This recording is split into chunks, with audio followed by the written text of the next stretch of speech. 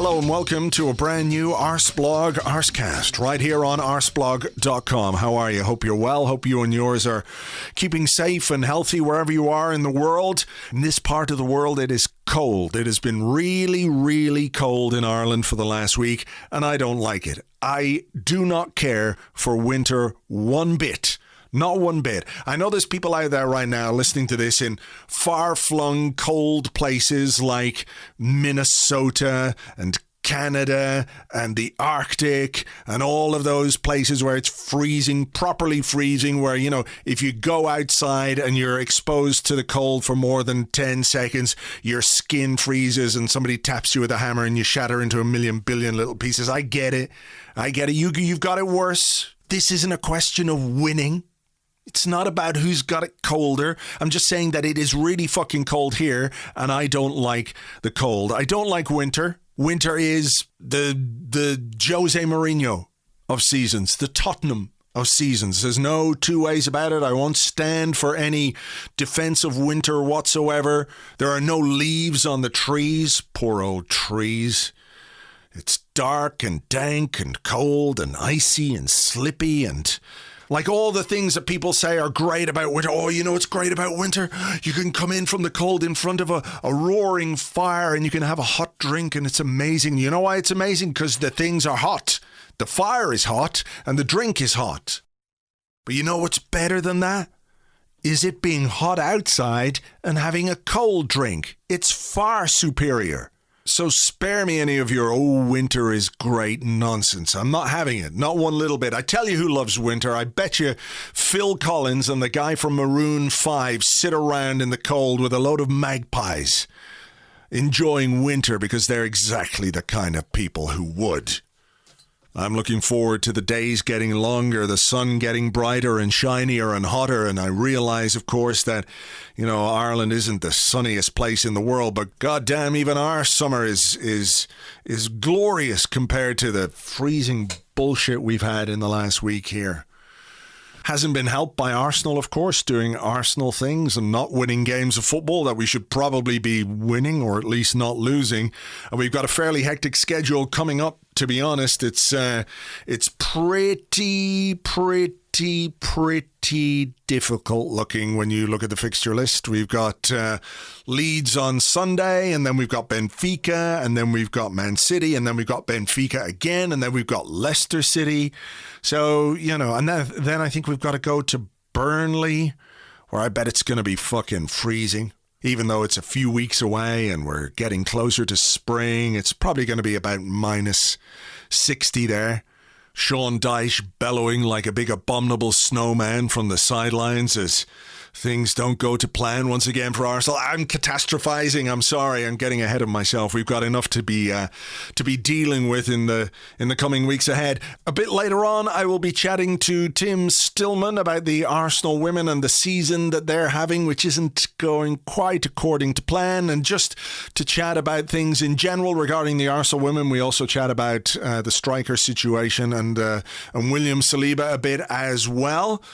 We've got some injury news going into the Leeds game, which isn't great, in that Thomas Partey is out with a hamstring strain, which may also keep him out of the first game against Benfica, and that's not great, is it? It's a bit of a worry, and I mention it because I talked to my first guest a little bit about Thomas Partey, but we did the recording before we got the news of his absence and the injury, so just to give it a little bit of context there, Kieran Tierney also not going to be available for Leeds at the weekend, so interesting to see what Mikel Arteta does. I might have some thoughts on that a bit later on in terms of how we potentially replace those two guys in the starting lineup against Leeds.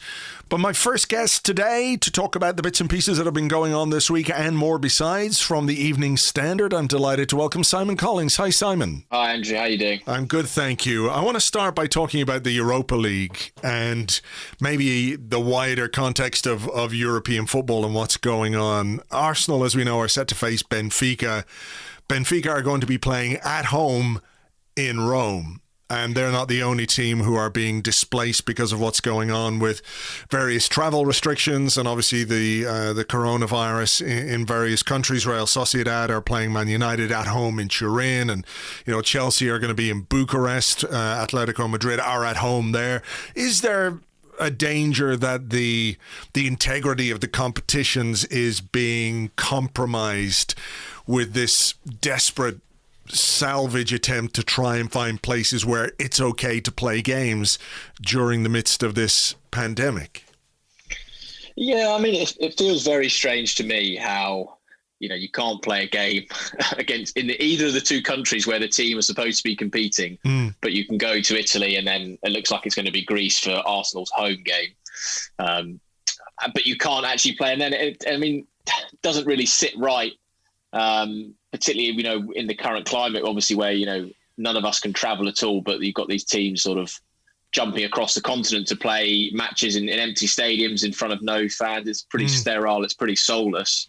And, there will be the question marks raised about whether we should be having European competition. And I think ideally we saw a good solution last year where, you had that bubble tournament in the summer, didn't you, where you could play the sort of quarterfinals onwards of the Europa League, Champions League. But you can't do that this year because of the Euro. So I think it's a victim of the schedule and a victim of, governing bodies and competitions not wanting to cancel their events. Yeah, are we losing sight of just what's going on in some ways as well, in that the third wave of the coronavirus is pretty strong. There are restrictions all over Europe. As I said in the blog this week, if someone told you that a Portuguese team couldn't come to England without quarantining for 14 days, or an English team couldn't come to or go to Portugal and then come back without having to quarantine themselves for 14 days, you would be saying like, whoa, what the fuck? You wouldn't be saying like, well, where can we have the game? I know that, for many people, myself included, and for you, I'm sure, and for many people listening to this, football has been really important to all of us during what has been a weird time, a difficult time, to try and at least give us some sense of normality. The structure of the game and everything else is different now because it's hard to know when it's the weekend anyway. But, we don't have that separation that we used to have with football anyway. But is it wise? Are we just sort of looking at this from the inside out rather than the outside in? I mean, I find it strange. I mean, if you were an Italian person or Greek person, and you've seen these two, Portuguese and English teams say, no, we can't play it in our country, but we can play it in. If you're Italian, but you can come here and play the game. So why are you allowed to come and fly? I think that would sit very awkward, strange with you if you were from those two countries, and also. I get the idea, I think, from UEFA, they don't want to set a precedent of where you're going to be having a competition where Arsenal have played one leg or just a one-off match and they've got through to the next round, but someone else has played two legs. But surely there needs to be a point where you just look at it for all these knockout games and you think, right, well, no one's going to have any fans at all, are they? So let's just have all the games as a one-off game, and it's either at home for whoever the team who would have had the second leg at home, so they get a slight advantage because they don't have to travel, and just minimise the amount of travelling you're doing, because it seems like there's a lot of travel at a time when everyone else is told to not travel at all. And I just think a bit of understanding about that and trying just to minimise it, I think would really help the situation. Yeah, I mean, and people are being told not to travel for a really good reason. And I know that we hear about the elite sports person's bubble and they're tested and everything else. But, at the same time, these footballers and staff and coaches and managers, they don't exist inside this bubble. They're not just, hanging around together. They have families and they have extended families, and there are ways in which they could potentially be exposed to certain things. So it really is quite strange. What about the idea of away goals counting in games where nobody's playing at home or away? I mean, I almost thought away goals, even when you've got no fans, I thought they were devalued. But when you're not even going to be playing at home, I mean, I think that's a significant advantage for Benfica thinking, oh, no, we're going to that second leg. It's at a neutral venue anyway, but all these goals we're going to be scoring are worth double. And I mean, I remember Wenger, towards the end of his time at Arsenal would particularly lobby UEFA and governing bodies saying, away goals should not exist anymore, because part of the reason they were brought in was due to the amount of travel teams had to take to get to these places, the issues around that. But in the modern day, that doesn't really exist. And Wenger was one who's saying you should just get rid of the away goals and not have them. And now, it seems ridiculous to have them when you're playing in two neutral grounds because there is no home or away. Yeah. Anyway, look, it will be the most Arsenal thing of all time to go out on away goals when you've never even played a home leg. But look, that's to come. Next week is the first leg against Benfica in Rome. Let's move back domestically then. And Arsenal have had a disappointing week or so with the defeats away at Wolves and Aston Villa. In spite of those results, do you think Mikel Arteta will have looked at aspects of his team and the performances and been perhaps more encouraged than he might have been, let's say, when Arsenal were beaten 3-0 at home by Aston Villa earlier in the season? It was difficult to see any kind of silver linings in terms of the performance levels. I think the football that Arsenal played against Wolves and also against Aston Villa, even though it didn't result in a goal, was far superior to what we were seeing earlier in the season from Arsenal, even if the inconsistency, is definitely an issue he has to address.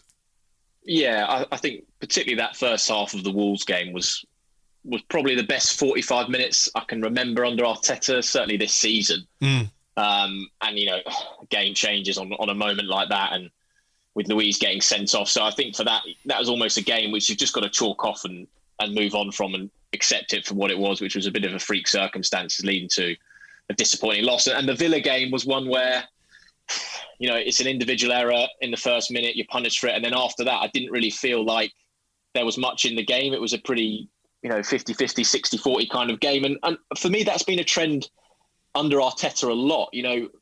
Throughout his reign, they've not really been, if you look at them like a boxer, they never really go out and knock someone out and, clear them out and smash a team. They win a lot of games on points. It's very close. It's back and forth. They don't really go out, other than that West Brom game.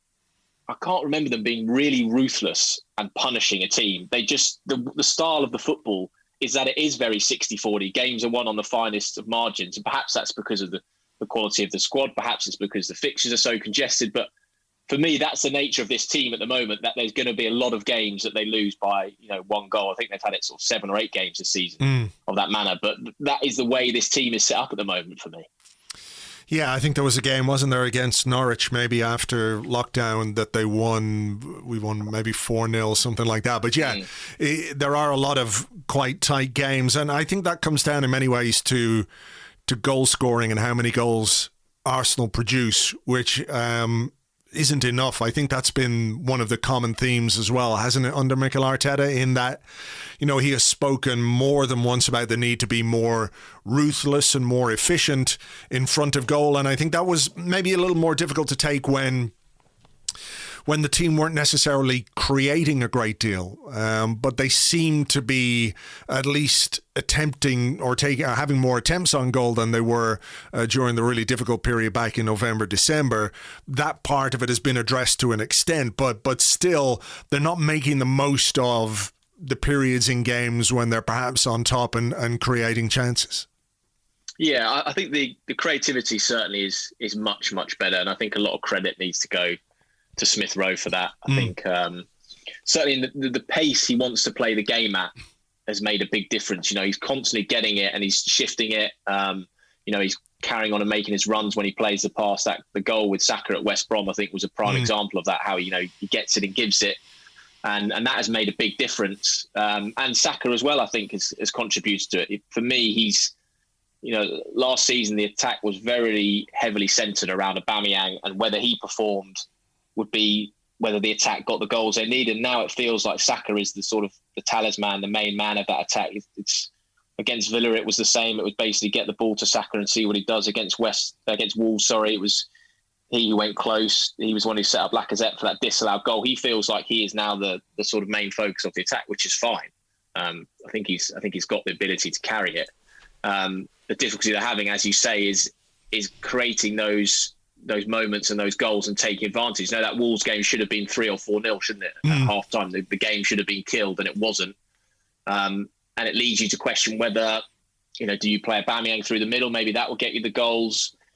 Is Lacazette doing enough there? Because I feel like the pieces around that sort of number 9 role, the striker role, are starting to come into place. I think Saka's the key part of that, and Smith Rowe feels like it, but there's not quite that ruthless striker who's going to put teams to bed at the moment. Where do you stand on that in the striking position? Because clearly Lacazette and Aubameyang are different kinds of players, and they have different qualities.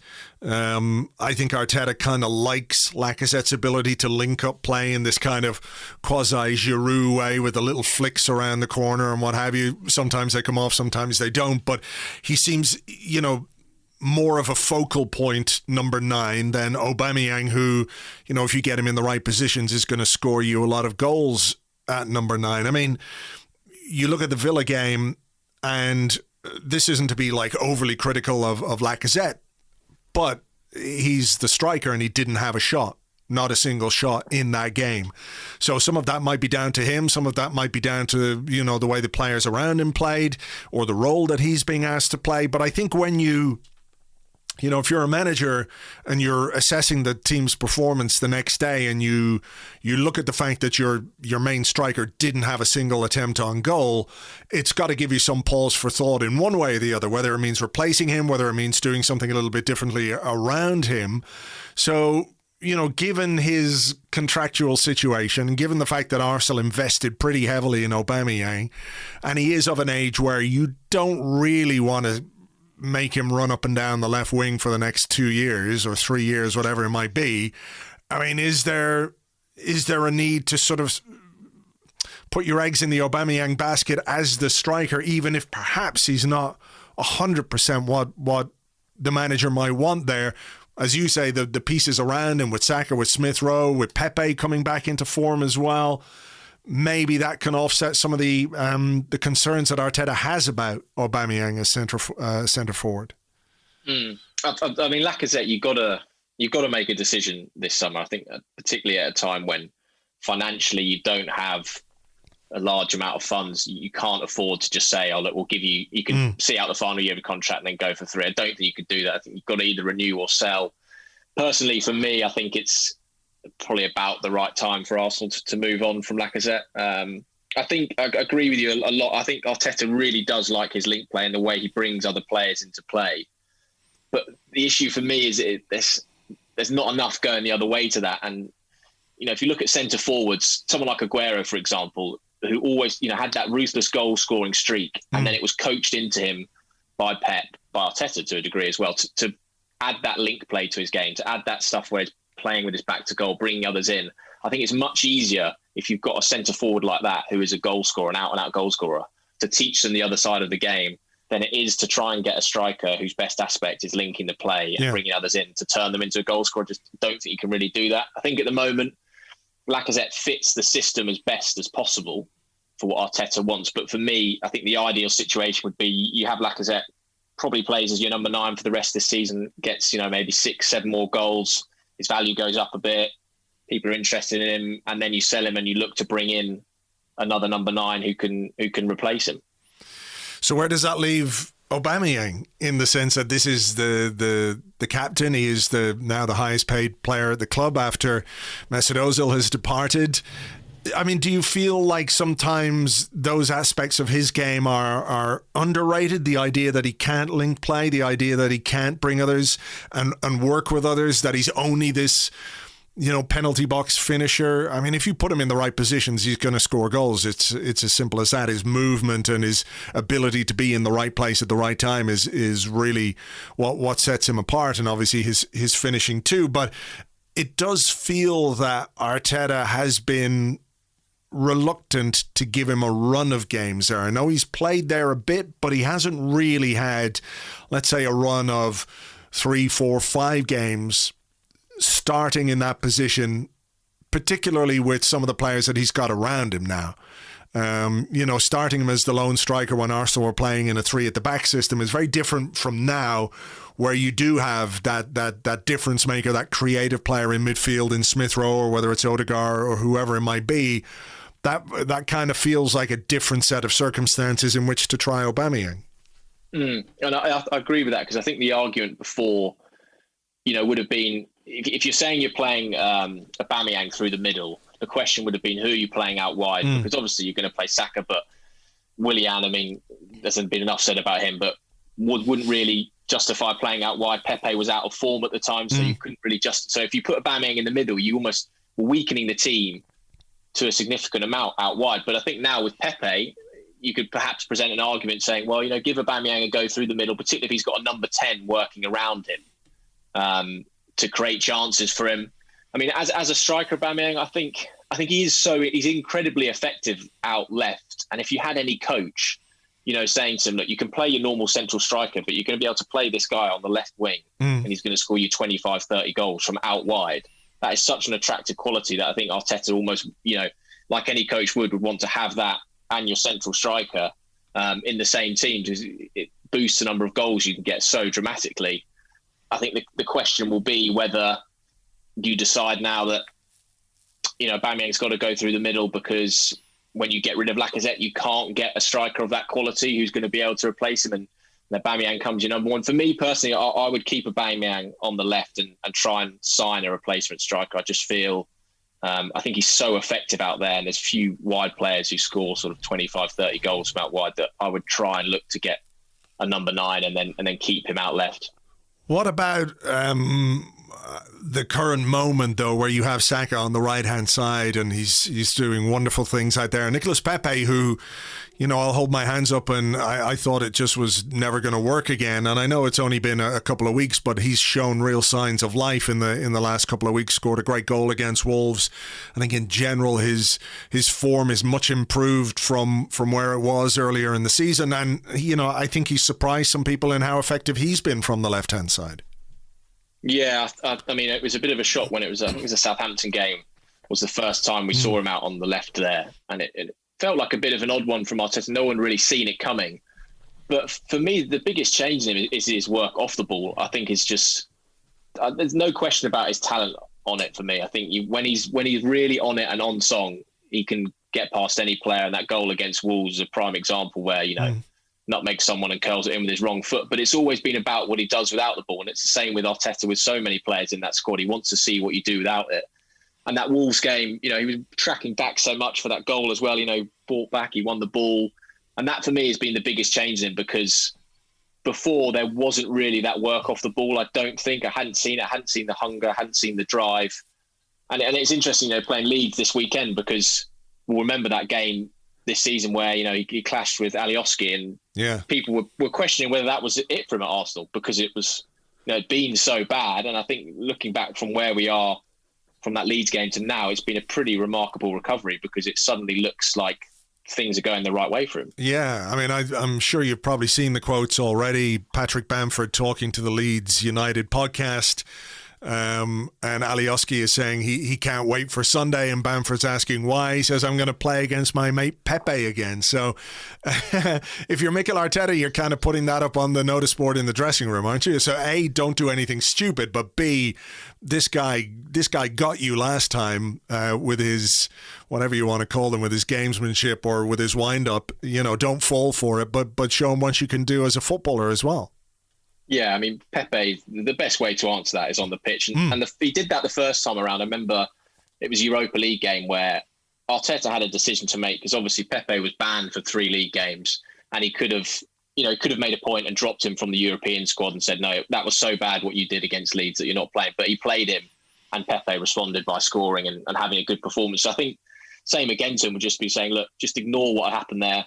The best way for you to shut up what Alioski has said is to go and score a goal, go and put in a good performance, and it will end all the talk off the pitch. Can I ask you about Thomas Partey and what you've made of his contribution to Arsenal and to the midfield? I think we can all see the quality that he has, and clearly Arsenal have missed him at times this season. You think back to that November-December run when things were so bad, and they risked him for the North London derby. It didn't pay off. He had to come off. He was sort of semi-involved in that moment, which resulted in one of the Tottenham goals, because he got injured at that time and missed whatever it was, 8-10 games that I think, had he been in the team, Arsenal wouldn't have dropped as many points as they did. But his importance isn't simply what he can do. I think he's making others look good as well. You look at what he did for Bukayo Saka against Wolves, that amazing pass that sent him through, the range of passing he has. I think it's no coincidence to me that Granit Xhaka has shown some of his best form in a long time while Partey's been in the team, and to have those two midfielders together has been really, really important. So there are worries, I guess, because he went off against Villa and it was a muscular injury. Whether it was precautionary or how precautionary, we don't know. But Mikel Arteta must be praying that he can keep Thomas Partey fit for the rest of the season. Yeah, I think Xhaka is the prime example of what Partey can do to the team and how he makes other players better around him. I mean, we've all been critical of Xhaka and his performances, but I think having Partey alongside him just brings out the best in him, because we know Xhaka is not the most dynamic, most mobile midfielder, but he is tactically very astute. He is good in possession. And when he's got someone alongside him who is as strong, as powerful, as quick as Partey, they just work so well together. And I think it is a really nice combination, those two. And I think Partey getting injured when he did for that Tottenham game, or during that Tottenham game, was a real blow. And I think with hindsight, I'm sure Arteta and his staff would have thought, we should. I can see why you wanted to get it back for that game. It's a North London derby against Tottenham, and if you win that, you change the momentum at the time. But if he had missed that game and come back for that dreadful run that the team went on, I really don't think the run would have been that bad, because he just seems so calm to me on the ball. Watch him play, and he very rarely looks flustered. He looks so at ease on the pitch, and he looks like a Champions League player playing Europa League football, when he's playing with those players. I think he just looks a class above them, and he's so key to keeping him fit, because he makes that midfield just so much better than it is without him. Yeah, it's true. I do wonder sometimes what he must be thinking. I'm not, obviously as an Arsenal fan, I'm delighted that he has made the move from Madrid to North London. But if he looks across to the La Liga table and sees Atletico Madrid flying towards the title and everything else, and the difficulties that he's had, which may be down to the current schedule and pre-season issues and all those kind of things, he must perhaps have a little bit of a wistful look. But at the same time, I suppose Arsenal might look at it as something that drives him, that motivates him to sort of raise the level around him, because being frank and honest about where Arsenal are, it's a long way from where he used to be with Atletico Madrid. Yeah, I mean, he's taken a challenge by coming to do this, isn't he? He's not. The easy option for him would have been to stay at Atletico and keep enjoying his success there, very settled. He knows his place in the team. But for him to come and want to be a part of this is obviously, for me, a sign of his ambition, and a chance for him to be part of a project that he was sold to him and he thought was worth being a part of. But I think he's had a difficult start. I think he'll have, found it particularly tough. I think with that injury, I think Arteta was saying how it'd been so tough, particularly with COVID. If you're a new player at a new club, you sign and get injured, you're basically just stuck at home. You're not going out and seeing London or spending some time with that. You're basically sat there desperately trying to get fit, and his character is like that. So I think it was no real surprise that he was banging on Arteta's door to get in the team. But just going to have to be careful with him, I think, because we've seen a few games, haven't we, where it seems to get to around 70 minutes and he sort of feels something and comes off. Maybe having these 8 days off before Leeds was actually been a bit of a blessing for him, because just needed a bit of rest and to get fit again. Just finally, on the schedule itself and on the way things have gone for Arsenal in the last week, people have said, look, Premier League has diminished in importance compared to the Europa League. The chances of achieving a European finish are much more difficult when you drop points against Wolves and Aston Villa. I mean, how do you feel Mikel Arteta should manage this situation and this schedule? I mean, it's a really tricky couple of weeks coming up when you look at Leeds on Sunday, Benfica, Man City, Benfica, Leicester. These are, maybe it's hyperbolic to say season-defining games, but they certainly would go a long way to making everyone feel good if Arsenal could come out of them with good results. And there would be a lot of questions if it didn't happen. I mean, can Arsenal afford to prioritise Europe over the Premier League, for example? I'm not sure that's the case. I think they've got to kind of go game by game, as cliched as that sounds. But there are, people who say, look, the prize that you might get from the Europa League is worth the priority. Yeah, I mean, I agree with you. I think this run of games is season defining. I think partly because of obviously the nature of the knockout football, but also because of the opposition. And it's not inconceivable, as bad a thought as it is for Arsenal fans to lose, those 2 games against Benfica and to lose to City and Leicester. It's could easily happen. They're quality opposition, but I think Arteta will have to take it game by game. As you say, I don't think you're at a point where you can prioritise Europa League because it is the round of the last 32. If you were at the quarterfinal stage, you could start saying, right, if we win these 5 games, we get into the Champions League. At the moment, it's still a long way to go. And the league, the way it is with everyone beating everyone, could change so dramatically. If you look back at last week, if Arsenal had beaten Wolves and Aston Villa, they'd have been right up pushing that top 4 place. So it can change very quickly. And I always remember Mourinho, when he was at Man United, he was quite open about how when they were chasing that Europa League that he eventually won, how he was saying, we're still going for both. And then it got to, I think, the quarterfinals of the Europa League. And he said, no, right, Europa League is now the priority. But for now, it's too early to prioritise it when it's the round of last 32. There's far too many games to go, far too many variables. So you've got to sort of take it week by week. All right. Well, look, we'll see what happens this weekend against Leeds and, of course, next week against Benfica in Italy.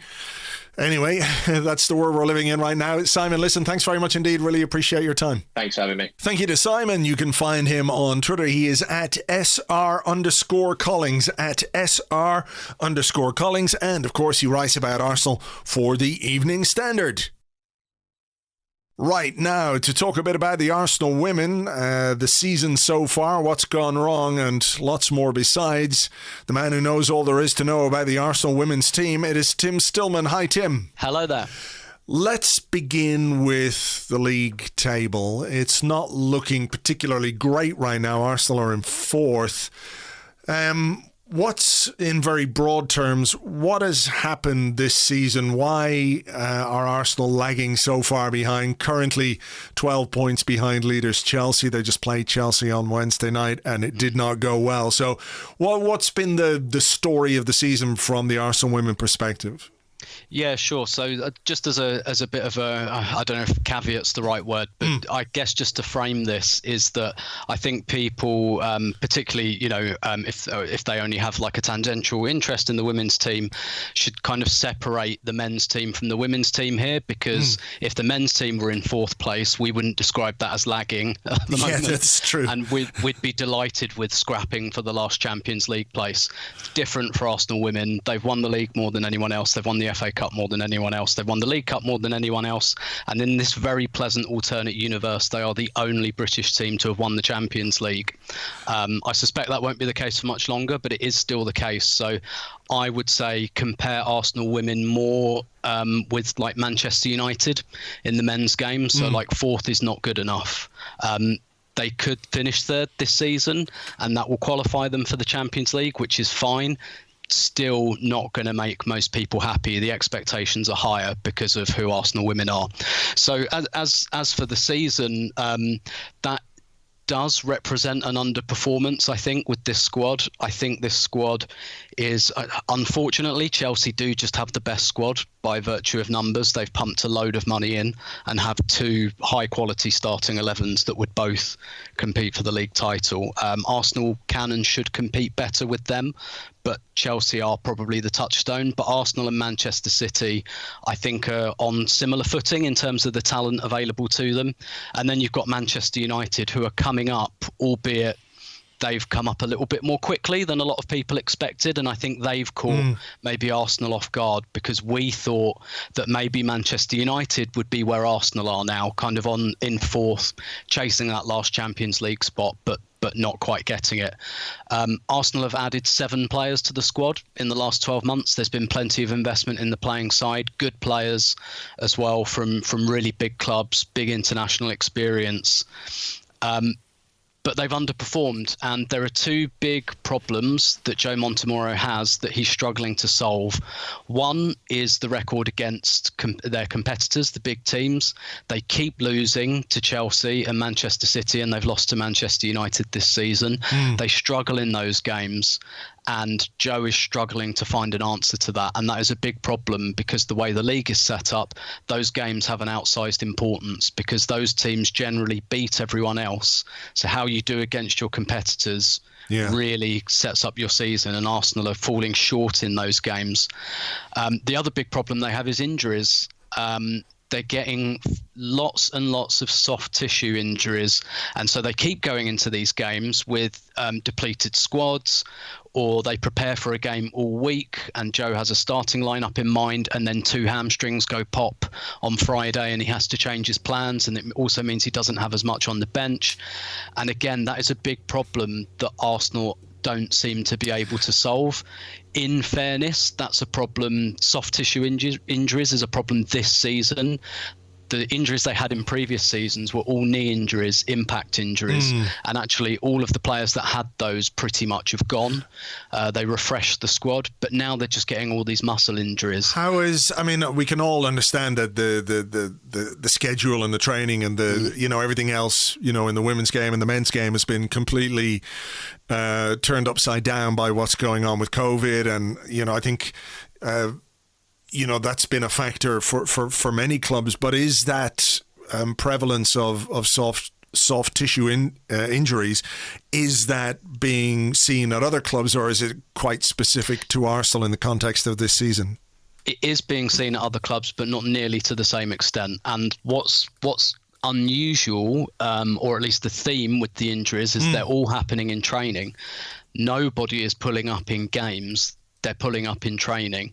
I've spoken to Joe about this a few times this season. He said they did a big internal review. They changed some things about recovery and about loading. They've analysed the pitches they train on. They're training at Hale End at the moment because of COVID. They've had to reduce the capacity at Colney, so they're at Hale End. So they are on different pitches at the moment and things like that. And Joe says they've analysed all that.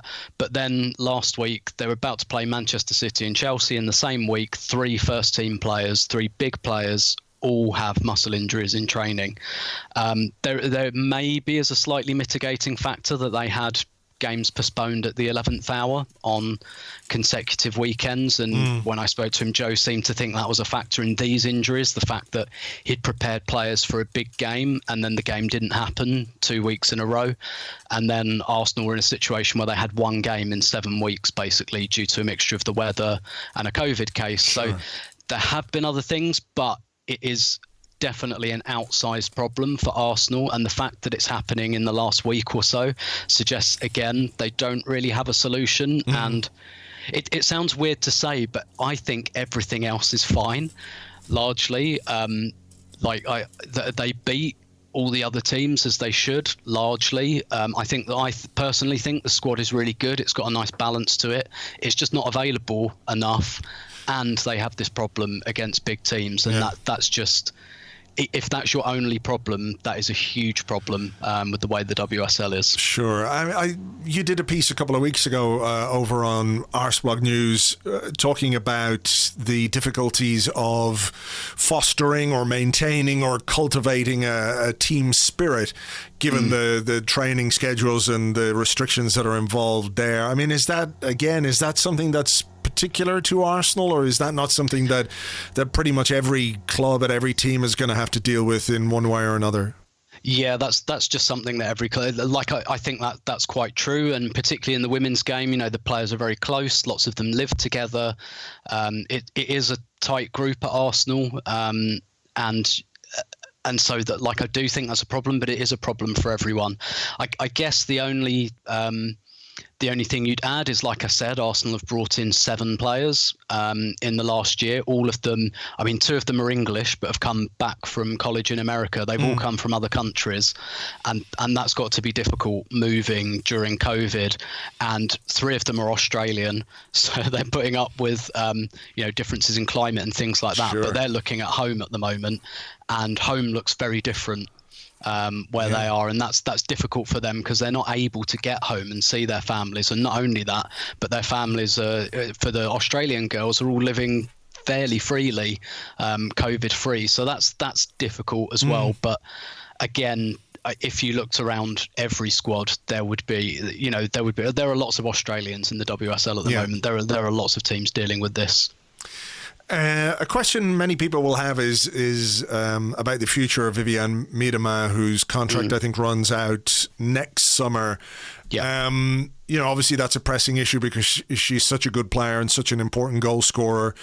What's the future likely to hold for her? Obviously, you can't predict the future, but what's your sense of what's happening with her? I know the club have been speaking about a new contract, but where are things standing right now? So there are negotiations ongoing at the moment, but while it's not signed, obviously that is a big worry for everyone. Again, just I guess for additional context, 18 months on a female player's contract is slightly different compared to the men's game, because typically contracts are a year or two. At Arsenal and other big clubs, the bigger players will get 3. In Miedema's case, for example, the last time she signed up was December 2018. She signed a 3.5-year contract, which I believe at the time was the only one of its kind in the WSL. But that's changed now, and that's because of the kind of the caliber of player she is. If Arsenal don't qualify for the Champions League this year, I think it would be very difficult to keep hold of her. Obviously, all of the big clubs in Europe are interested and would be interested, and if Arsenal aren't in the Champions League, then that's going to be a problem. Even then, this is the best striker in the world, no doubt, absolutely no doubt, and huge caliber of player. A player I don't think Arsenal were ever going to have for 10 years or so. Put it that way, but It's one of those, a bit like when the men's team had Fabregas, and you thought, okay, we're not going to have him his whole career, but hopefully we can keep him till he's like 27, 28. Miedema's 24 at the moment, and I think what Arsenal would really want is at least one more contract out of her. But she's going to be looking around. This is a player that should be winning the Champions League, should be in a Champions League winning team, and one of the best players in that team. That's the caliber she is. And so she's going to have to be, I would imagine, convinced by the club that is where she can go. Let's say they offer a 3-year contract, that within the next 3 years that Arsenal can become a team that competes to win the Champions League. And if they're not even going to be in it in her first year of contract, I think that will be an issue. But overall, I think she would need to be persuaded by the direction of the club, which I think with a player of that caliber you would absolutely expect. Sure. So I mean, just to point out, it's the top 3 that make the Champions League. Arsenal are currently 4th, 7 points behind Manchester City, so there's a fair amount of ground to make up, particularly when you consider as you say, the record against the other big teams in the league. Just a wider point on how the Arsenal women are run. I'm not speculating in any way on the future of the manager or anything like that. But if Arsenal, for example, don't finish in the Champions League places, I guess every football manager at every level experiences pressure.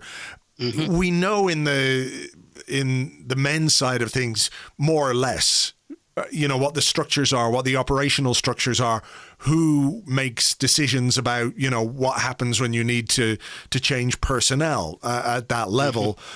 What do we know about how that works for the women's team? Because it's not clear to me, and that could be just lack of knowledge on my part. But how would that work if such a thing came to pass?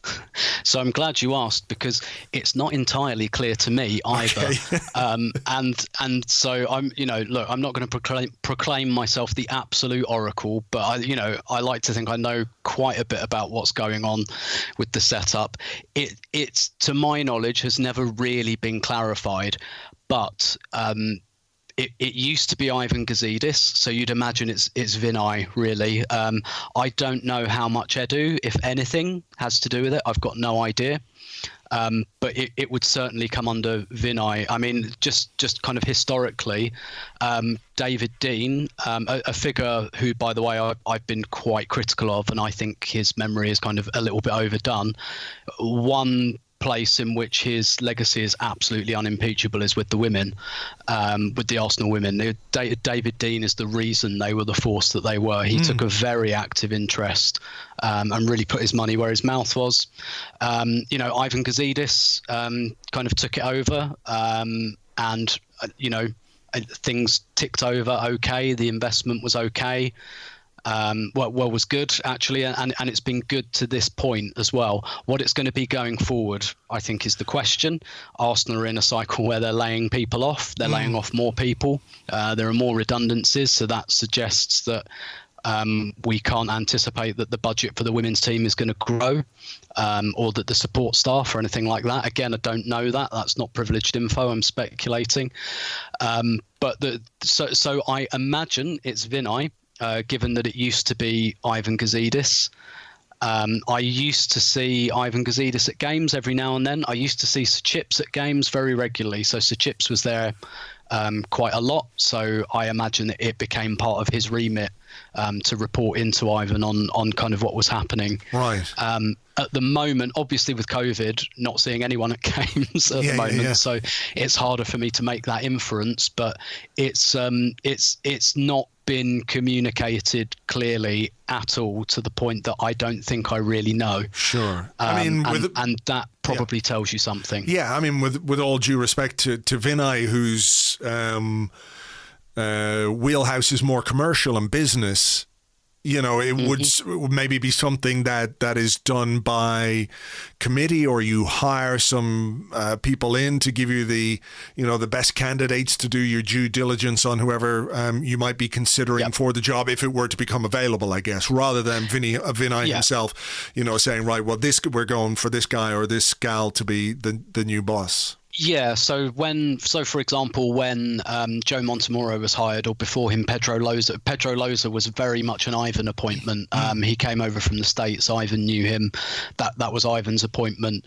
And Joe Montemurro came from the City Group, who Ivan had dealings with as well. He came from Melbourne City. So you can see Ivan's fingerprints on those. There are structures within Arsenal Women as well, I guess, to report into the board on this, but it's not as clear to me as it used to be, no doubt. Okay, well, look, that's something, hopefully that's a way down the line anyway, and the women's team can turn things around between now and the end of the season and finish much more closely to where people expect. I just want to talk to you quickly about the article, your column this week on the site about centre forward and goal scoring, and it's something I spoke a little bit earlier on the show to Simon Collings, about what Mikel Arteta can do to get this team to score more goals, because I think most people, even if they haven't been particularly pleased by results, would have to acknowledge that the football Arsenal are playing is better than it was earlier in the season. No doubt about it. We are creating more chances, I think. I did look at this the other day. I can't remember what the exact figures were. I kind of thought it was going to be a lot less in that period in which we were losing games all the time. I sort of totted up our attempts on goal, and then post that after the Chelsea game, and I think it was something like averaging at 11.5 in the games that we lost, and it's maybe 13.5 in the games that we've done better in the period. So it's not hugely different, but the focal point of the attack, or the number 9, the main striker, is the talking point between Lacazette and Aubameyang. Lacazette seems a little bit more in line with what Mikel Arteta wants from a player in that position, whereas Aubameyang is much more a finisher, a penalty box guy, a movement guy.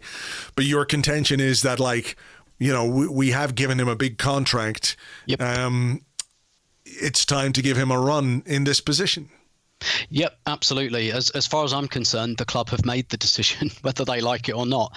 And if they decided to give Aubameyang that contract and didn't have a clear idea of how to use him thereafter, that is a really bad indictment on them and the manager as well, because I think it's fairly obvious the manager gave his full-throated support to it.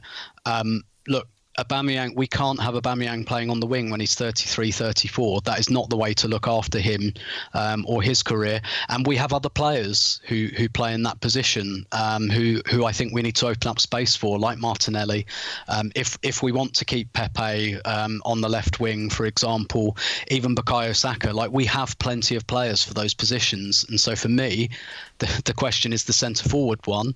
They've decided not to offer a contract to Lacazette, and they have given a contract to Aubameyang. Aubameyang. So as far as I'm concerned, the decision has been made, whether they've done it strategically or not. And so what they should do, in my view, is concentrate on how to make that work, because Arsenal don't have the money to go out and say, right, now we need another £50 million striker. Like, we've done that twice in the last, what are we talking, just under 4 years. Yeah. We spent 100 million on strikers. We can't go and do that again.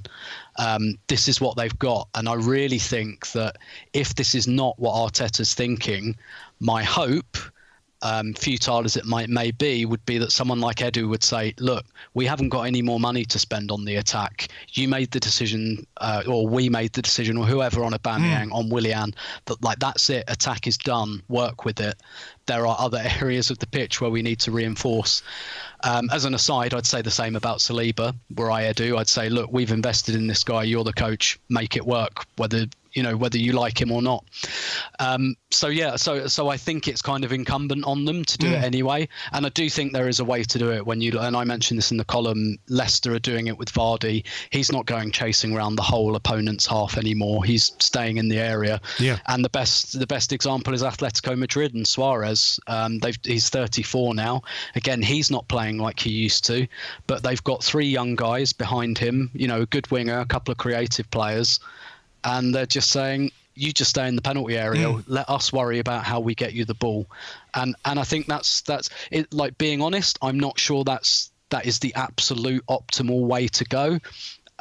Maybe the decision to just let Aubameyang's contract run, or not to give him a new one, so that Arteta could get the type of striker he likes, would have been the most optimal one. They haven't done that. They made the decision to give him a contract. They have to make it work. And for me, this is the best way to do that. Yeah, I mean, I think the point about, there were concerns about his age, and there were concerns about giving a contract of length to a player of that age up to the point where that contract ends. So I think it's really important that you look at that and think, what is the best way to get the maximum out of this guy that we're paying this much money to? And, not chasing up and down, fullbacks up and down the left-hand side seems the pretty obvious one. So... Yeah, and I think also a lot of people think that Aubameyang is like a real pace merchant, and actually I don't see him like that. I do see him as much more of a Cavani, Aguero type. Like, he can run, don't get me wrong, and that power's only going to decrease as the years go on. But I don't look at many of his goals and think, oh, that was a turn of pace. I look at his goals and think, wow, he found some space in the area there that I didn't see, and that's what we've got to lean into. That's who he is anyway, I think, and that is increasingly what he's going to become. So that's what we're going to have to play around. And look, if you put like Martinelli outside him and Saka outside him and Smith Rowe or an other behind him, he's got 3 really sets of young legs, bright brains around him. Like, I think Arsenal are set up for this, and they should just lean into it. Okay, very finally, you mentioned him, but let's talk William Saliba just for a minute, without going into the nuts and bolts of, the situation again. And we all know the loan thing, and we all know he's been unhappy. Just where do you stand on the prevalence of interviews that he's been doing since he went over there? To be fair, I did ask Matt Spiro what, or if it were unusual for a player to be that open that often in the media. And he said, look, he's a really highly thought of player here. It hasn't gone right for him at Arsenal after that big money transfer. It is not at all unusual for him to be sought after by the media. And, he has been pretty open, I think, honest, if you like, about how he's felt about it. I mean, does there, do you have any issue with him being honest about how he's feeling about things? And B, does there come a point where you've said pretty much everything that needs to be said and it's time to get your head down and just let your football do the talking? Sure. So on the first one, no problem at all. The whole world can see that Arsenal messed that up and did not look like not being able to sort out loans. That's stuff that should be happening at like non-league clubs. That does not belong at a club that regards themselves as any sort of elite. How often do you hear about that in the Premier League? Even in the Championship, you don't. Doesn't happen. Incredibly unprofessional. I can completely understand. I would be shocked if he wasn't pissed off at Arsenal with the way they've handled him. So I don't have any problem with him expressing that. As for the amount of times he's expressed it, I mean, first of all, if he can't really help it if he keeps getting asked the question, which I imagine he is. And the reason he keeps getting asked the question is because, as I said, it's really obvious Arsenal have fucked this up. And that's why he keeps getting the question. It's to use an analogy, it's a little bit like if you want to stop getting red cards, stop having David Luiz switching off. Stop having David Luiz. You just have to stop there. Just stop having David Luiz. Exactly. It's a bit like if you don't want people to comment on your really stupid errors, stop making really stupid errors. Yeah. I do get it, and particularly if you're an Arsenal fan, right? Like you feel even more like you only want to hear that your club has been stupid so many times before you get sick of it. And I understand that. I don't think he's really overdone it yet. I imagine he keeps getting asked the question, so he keeps answering it. Whether that fades with time, I imagine it probably will. And really, look, ultimately it's going to be all about his performances on the pitch. That's going to be the most important thing. And if and when he comes back, Arsenal are probably going to have to mend some bridges, and that's going to be down to the quality of work that Edu and Mikel Arteta do. But I'd really like Edu to say to Arteta, right, your forward line's sorted, your centre halves are sorted as well now. We bought 3 of the ones you wanted, and we spent 30 million on this other guy, and whether you like him or not, that's what's here. Work with it. Yeah. And perhaps look at other areas of the team, left back, central midfield. That's where we'll put the money now. So I think it's incumbent on the club to mend that bridge. And, Arteta's got to get used to the idea he's not a Man City anymore. He can't just throw 30 million defenders in the reserves because he doesn't like them. It's not the way Arsenal can operate. So if he wants to come up in the coaching world, prove your mettle as a coach. Yeah, and look, coach the kid. Yeah, exactly. I agree with that. I also think it's also fair to point out, that this idea that somehow Arteta really doesn't like Saliba. People can come to that conclusion if they want. At the same time, there is little precedent for 19-year-old central defenders to start week in, week out for Premier League teams. And that's, again, of course he could have played in the Europa League. Of course he could have played against Dundalk and Molde. Of course. I'm not saying that that's not the case, but that is a consequence of not sorting out that loan, which was the really stupid thing. So, it's easy to say Arteta doesn't like him or hates him or anything like that, but there may well be an element of him just really deeming a young defender not ready and not quite ready yet for the Premier League.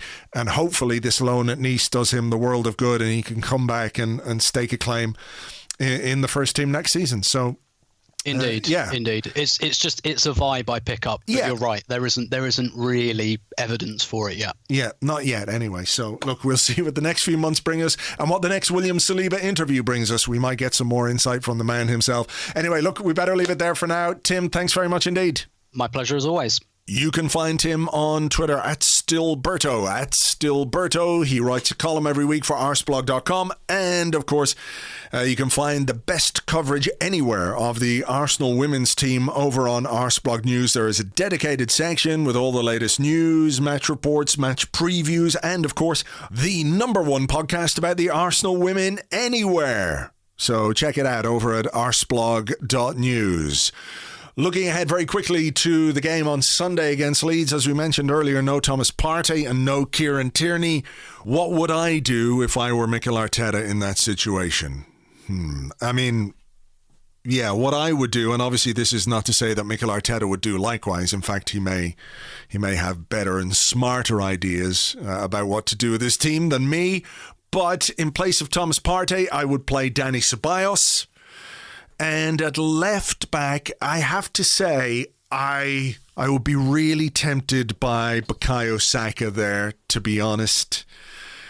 I would use a front three of Aubameyang on the left, Lacazette and Pepe on the right. I know Saka has been brilliant there, but I just feel like we miss a little bit of balance with a left-footed player at left back, and he is the natural option if Tierney's not there.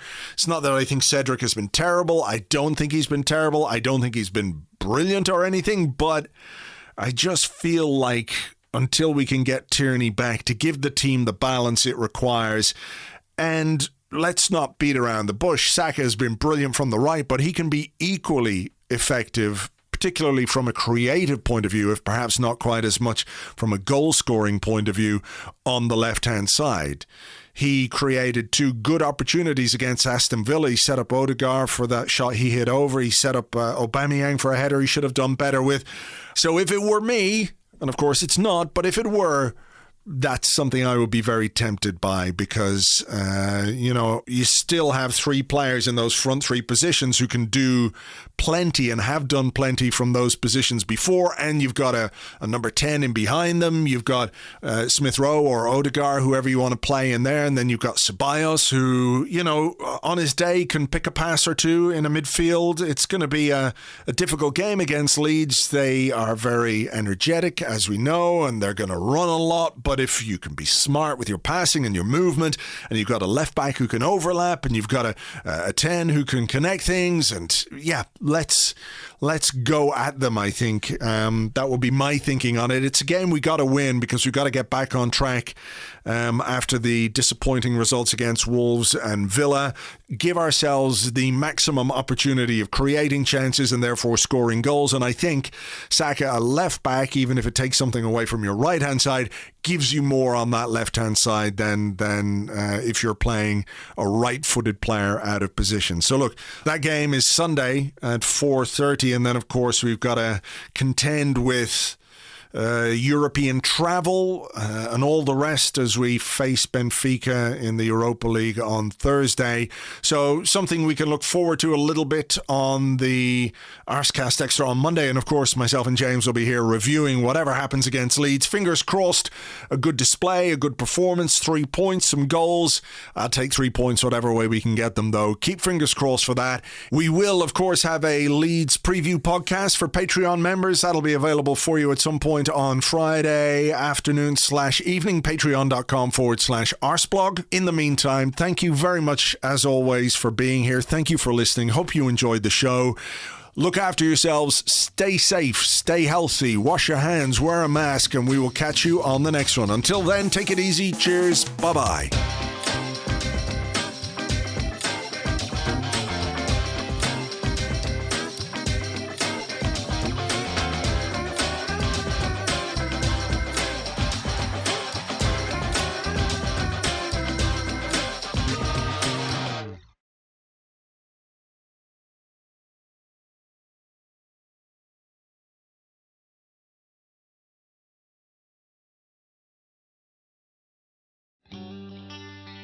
Hi, I'm an overly sincere advertising voice trying to let you know that the company I'm doing this voiceover for absolutely understands how difficult everything is at this moment in time.